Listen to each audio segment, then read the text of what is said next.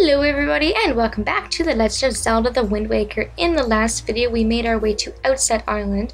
We kind of fooled around a little bit. I showed you some things that we can do now that we have returned.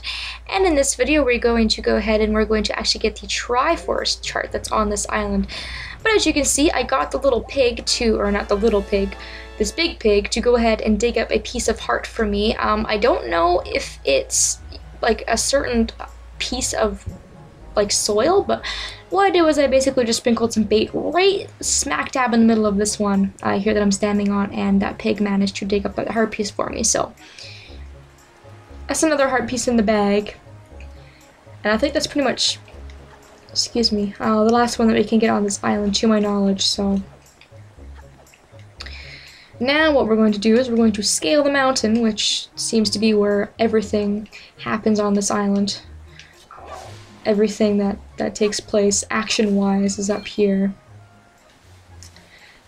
You know, I really want to go and spend my rupees almost. I'm almost tempted to just kind of take a quick detour and go and spend my rupees, because we can get more rupees in this place, and I kind of feel bad wasting them just because we have so much wallet space, but at the same time I want to get this dungeon done. I don't know what to do.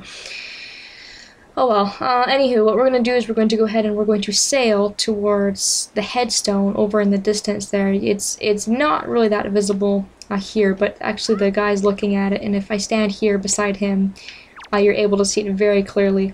We're going to go ahead and we're going to sail over there, or fly. The extended magic meter is required for this.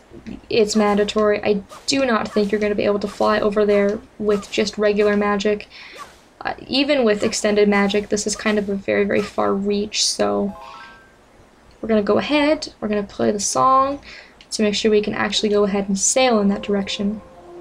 I keep saying sail, I guess because I'm still used to the boat, but I'm going to gingerly fly Link over in that direction. Let's go northwest. Probably could have gone west, but I think northwest will do me fine. I'm going to just go ahead and we're going to go ahead and just fly on over. As you can see, it takes up a lot of magic to do this. It's a very long flight, and the island is kind of just very, very small and tucked into this little corner here, but we're able to do it. There we go. Safe and sound. And since we have our almighty amazing power bracelets, we can easily pick up this headstone and just move it out of the way.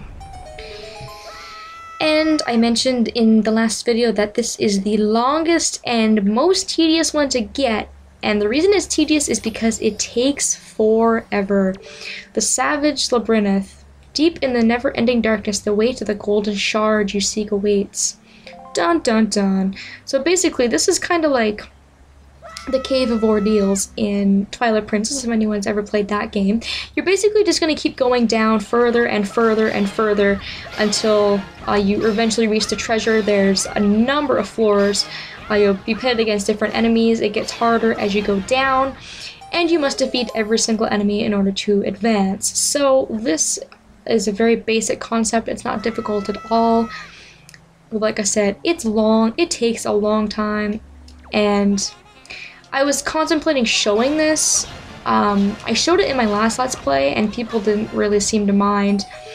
I feel that if I'm going to be doing a Let's Play, even though this part might be a little bit tedious to watch, for those of you who haven't played the game, you know, or really are interested in seeing this, I kind of wouldn't want to cut it out. I mean, if you haven't played the game before, and maybe you were like intimidated by this place or something, you know, I wouldn't want to cut the enemies out, because you might be looking to see what enemies you are to be expecting. So I'm gonna leave this in, which is why I have dedicated an entire video to it. And if it does get like to be a big deal, I'll go ahead and I'll maybe just split it up or speed it up or something. I don't remember how long this took last time, but it depends on how much fooling around I do.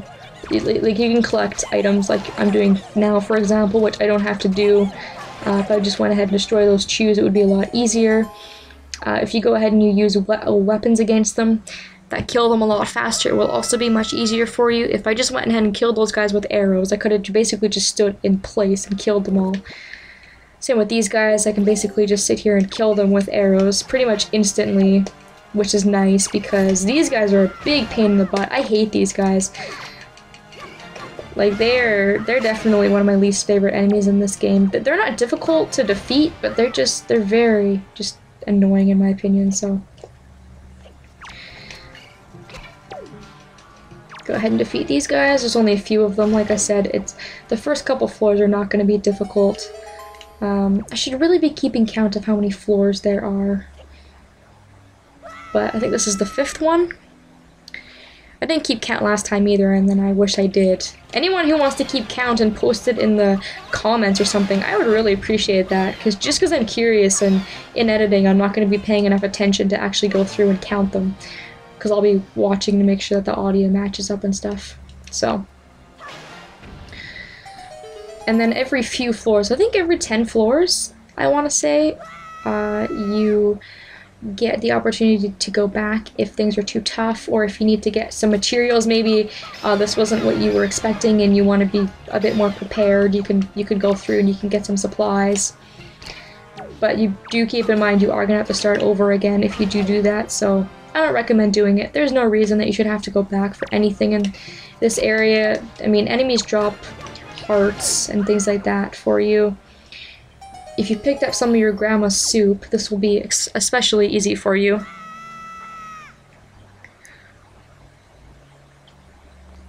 It is a bit dark though, which is kind of annoying, especially being that I find just areas that are dark in this game in general are very dark, and it's just hard to see really. So, anywho, I don't have much to say. And seeing as how there's going to be a lot of butt kicking, I guess I won't have much to say for the next little while. I was contemplating maybe even just showing this, but speeding it up by a little bit and putting some fancy music over it or something, but I'm an absolute chicken when it comes to putting music over stuff because I don't want to get my video flagged or something. Video game music is a bit more generous, but I don't know. I might do that if I find that my commentary is super dull or something like that halfway through, or I just decide to go ahead and do it or something. But anywho, this is I think this is probably the 10th floor mark. You can see that we can go back up to the surface if we desire, or we can continue on. We're going to continue on. And like I said, there's no reason to continue on because when you get here and you destroy these pots that are on these mid-levels, you usually get supplies of some sort, hearts and rupees. And that's why I kind of wanted to empty out my wallet, because you can get a lot of rupees in this area just by getting these pots at these kind of marker points. So, then again, like I said, I think we've pretty much got like every single, we pretty much have all the rupees we need in this game. I'm not really all that concerned at this point, and there are still rupees we can fish out from the sea as well, so. But just keep that in mind. If you maybe came to this island first or something like that, and you're trying to get lots of rupees for Tingle still, do keep in mind you can get quite a few rupees on this island from that. So things are starting to get a little bit harder now. I wouldn't say more difficult, but some of these enemies are a bit more involved. I mean, when we first ran into those enemies, we had to use our leaf to go ahead and chop their wings off, and then we had to hit them with our sword, and then we got our boomerang, which stunned them, and we could then have to hit them with our sword to kill them. And then now we can basically just go ahead and we can just hit them with our arrow and kill them instantly. With this room, you got to make sure to kind of walk around the room because the chews will fall from the ceiling, and it can be sometimes kind of difficult for them to drop down if you're not near them. And these guys, if you want more Bokobaba seeds for Hollow, you can go ahead and you can get them here, although there is no reason why you could get them at the Forest Haven. There's tons of them, but I don't know, you maybe want some additional ones or something. I don't know what different players use. I mean, I personally just stick with Elixir Soup if I need it, and Fairies. That's always just like the safest option to me. But I would probably say that Hollow's potion is probably the next best thing compared to grandma soup. So what do we got next? More of these guys. Alright. Well, let's see, that's kind of weird because they just kind of went backwards. I mean, these aren't difficult to beat. I guess maybe they just wanted to give us a dark room for us to feel around in or something. I mean, I don't know. My neck's gonna be so sore by the end of this. This is my 3rd episode recording. I started recording back when we were on the Five-Eyed Reef, so... recording spree. I'm also starving. Like, my stomach, I really want food, which is strange. I mean, I ate a lot today compared to what I usually eat, and I'm starved. But it's also 3 o'clock in the morning, so I don't really want to eat, because I have a habit of eating really late at night, which is not good for me at all. And of course, because I'm trying to do so many enemies at once, my targeting is getting all messed up. Which is kind of also very annoying. Which doesn't help. Thank you. And I can't hit it, that's also wonderful, thank you. Arrows are gonna be pretty useful in here. A lot of the enemies can be killed by arrows, and if not, they can be stunned by arrows. You might want to also consider bringing it like your boomerang, because the boomerang stuns many, many enemies. And we haven't seen the boomerang in action in a long time. I think pretty much I only bring it out to go ahead and kill some of the squids, but I kind of hate that with a lot of Zelda games. You use an item once in the dungeon and then you never use it again. Kind of what I like about this game. A lot of the areas require you to use your items over again, and I wish, you know, as they make more Zelda games in the future, I'm really hoping that they kind of emphasize on that a little bit more. It makes you actually think about the game a little bit more, because when you go into a dungeon, it's like, okay, I have to use a dungeon item, and there's no challenge in that, but I mean, if you actually have to use another item from another dungeon, it might make you think a little bit, like, oh, you know, what did I have to do here? And it's kind of one of the things I've always thought about with Zelda that they should improve on, is kind of more use of items. I think they did a good job with this game though, but other games, like, I guess I can't really think of any instantly. The first thing that comes to mind is the spinner in Twilight Princess. I mean, you use that spinner in that dungeon and you literally never use it again. You might use it once to actually like get a heart piece, but that is it. You never use that thing ever again, which is kind of annoying, because the spinner was like a really cool item that was like new to the whole Zelda series, and then they never really did anything with it, which was kind of disappointing. But I'm hoping that, you know, like Skyward Sword has something to really look forward to in that aspect, and of course other aspects, obviously. That's like the least important / exciting thing that people are going to be looking forward to with Skyward Sword, quite honestly. But I mean, that's just like the newest Zelda I could think of. They obviously didn't do anything like that in the 3DS remake, as far as I know, and I've never tried Master Quest. I actually really want to try Master Quest to see how different it is, just because I've heard that it is very hard. Have any of you tried Master Quest? And if so, leave it in the comments and tell me how you found it. Did you like it?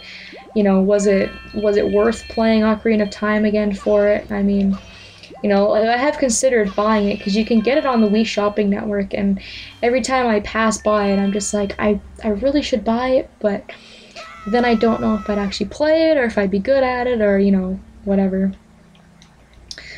Alright, Wiz Robes! Fantastic! I hate Wiz Robes! They can suck it. Really, they can. I hate them all with a fiery burning passion that no one could ever fully understand. And I don't know if you guys have noticed, but these are also kind of themed after the dungeons. The first one was kind of themed after Dragon Roost. It was like dark. We went through some of the forest creatures, and now we're kind of in the Temple of the Gods. You can see it's kind of themed around that very, very loosely. So I always found that to be kind of interesting. Or maybe it's just random and I'm just seeing that and I'm crazy. I mean, I don't know, but that's kind of what I'm seeing when I look at this. And this is kind of my time to talk about random stuff anyways, because, you know, there's not really anything to talk about. I feel that's kind of my weakness as a Let's Player, is I don't really like to talk about things outside of the game a whole lot, unless it's a game where I specifically tell everybody, like, I'm going to be kind of doing this very laid back, and I'm going to be talking about stuff, like, outside, you know, like my life and stuff, because the whole reason I do Let's Plays is to help people, and I feel that, I mean, if you're going to watch something, you'll want to watch it for the, you know, the help it's going to give you. So why? See, I wasn't even, that's really weird, I wasn't even Z-targeting that enemy, but it was still, like, focused on it as if I was, which was kind of annoying, because it caused me to get that guy to run into me. Anywho, I completely kind of trailed off, but yeah, it's kind of my weakness as Let's Plays. I don't really attempt to tell jokes or do anything funny or really talk about a whole lot of stuff, just because I feel that kind of, for me, defeats the purpose as a Let's Play, although I guess walkthrough and a Let's Play are two different things, but whatever, really. I hate these yellow chews with a passion. I'm so glad that these guys were only really occurring in the Tower of the Gods. I mean, you do have the blue chew jellies that are electrified every once in a while, but these things get me, like, every frickin' time, and I swear, they just annoy the hell out of me, so I'm gonna take care of them with my arrow. I'm not even gonna mess around with my boomerang. Those guys in whiz robes are probably my least favorite enemies in this game. I mean, as scary as floor masters are, they're not really that annoying because you can always see them coming, but those whiz robes, they just teleport and they're just really annoying, so.